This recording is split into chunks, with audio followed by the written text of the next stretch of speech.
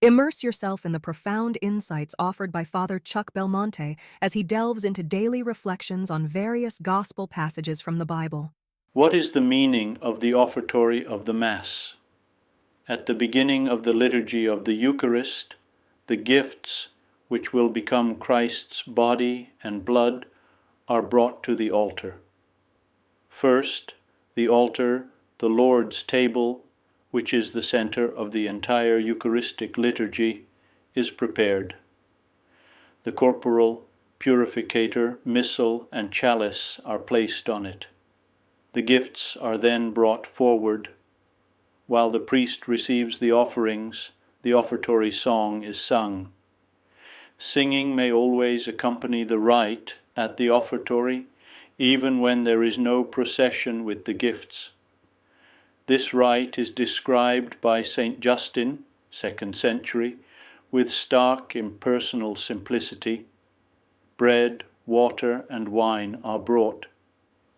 The first Christians had no special ceremonies accompanying this rite, for they desired to depart from pagan sacrificial practices.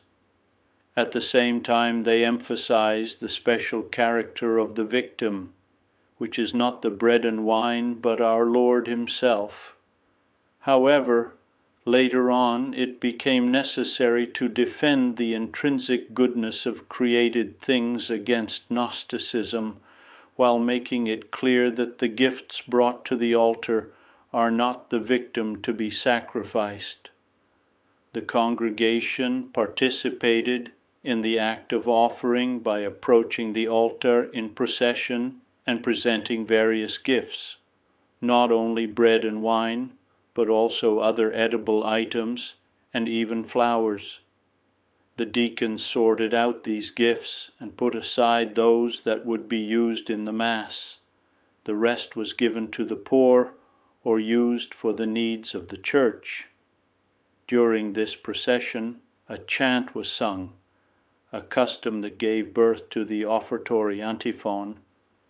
Even though the faithful no longer, as in the past, bring the bread and wine for the liturgy from their homes, the rite retains the same spiritual value and meaning. The bread and wine that we offer are poor and humble gifts.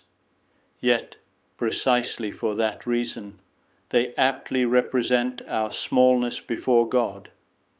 However, because of the Eucharistic transubstantiation, we will actually be offering to God not these lowly tokens, but His only begotten Son, the only victim worthy of Him.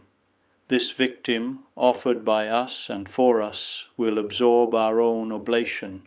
Together with Christ, we offer everything that we are and all that we possess, all that we have done or try to do.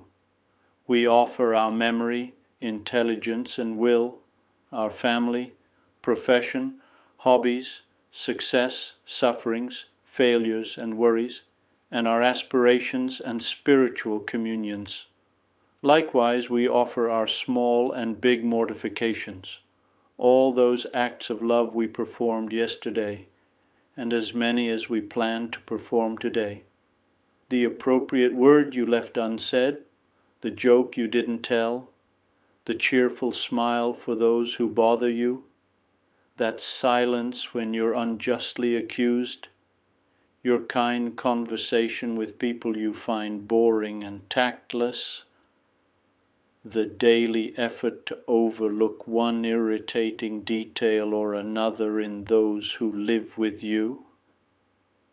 But let us not forget to offer also the happy events and the pleasant things that mark our day and our entire life. I would be delighted to extend an invitation to you once again tomorrow for another insightful reflection on the Gospel by Father Belmonte.